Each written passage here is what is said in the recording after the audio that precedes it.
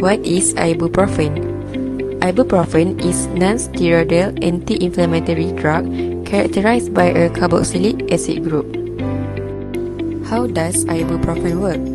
When injured, a body implements a natural mechanism with defense which activates cyclooxygenase 2. This protein converts the fatty acid in the cells, arachidonic acid, into prostaglandins and thromboxanes, which promote inflammation, pain, and high temperature.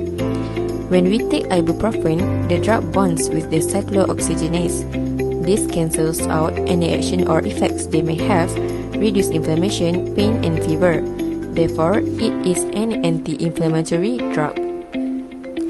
There are two types of cyclooxygenase.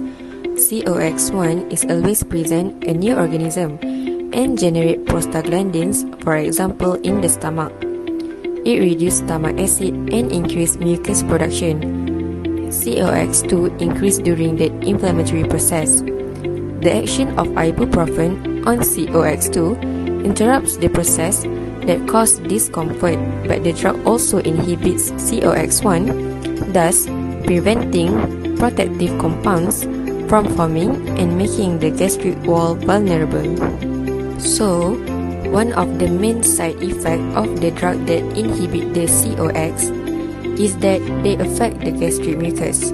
Of all the drugs available, ibuprofen is one of the best tolerated, but it is always advisable to administer with food.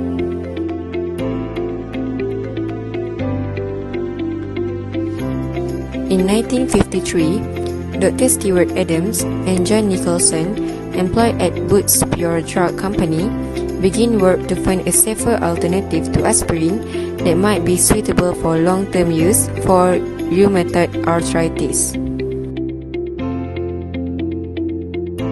In the early 1960s, carboxylic acid was identified as the agent that gave aspirin its anti-inflammatory property. After screening more than 600 candidates, the most active of these acids compound, which is propionic acid, is found to be twice as strong as aspirin. Hence, propionic acid was chosen for further development in clinical trial. However, it was ineffective in treating rheumatoid arthritis. However, one of the compound, phenylalkanoic acids, is found to offer broader anti-inflammatory effects. Therefore, from this, ibuprofen or 2,4-isobutylphenyl propionic acid was born. The name is derived from the three functional groups: ibu from isobutyl, pro from propionic acid, and phen from phenyl.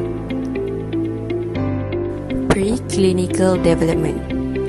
Preclinical development is a stage of research that begins before clinical trials. In preclinical development of ibuprofen, shaved albino guinea pigs has been used. The shaved albino guinea pigs were dosed orally with ibuprofen 30 minutes before a 20-second exposure to ultraviolet light from a Crowmeyer lamp. Then, 2 hours later, the degree of erythema was estimated visually on a scale of 0 until 4, maximum 4, by an observer who was unaware of the dosage schedules.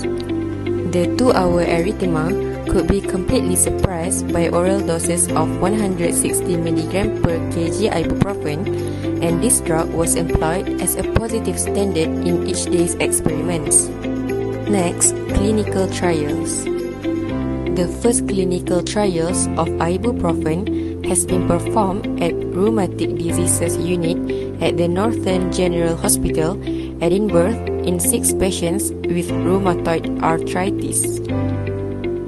These randomized trials has been reported in 8 February 1966.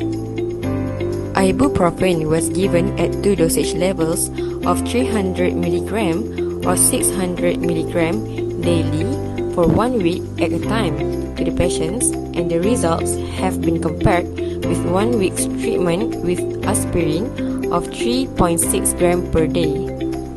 Laboratory investigations were performed at the beginning and end of each week of the trial.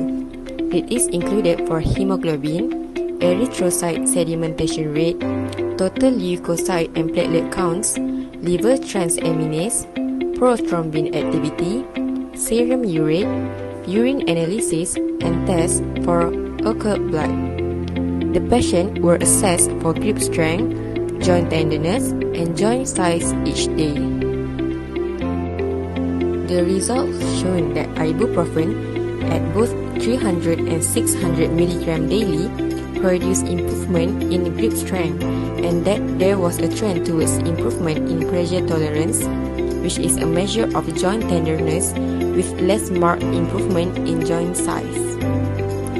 The side effects of ibuprofen also were minor.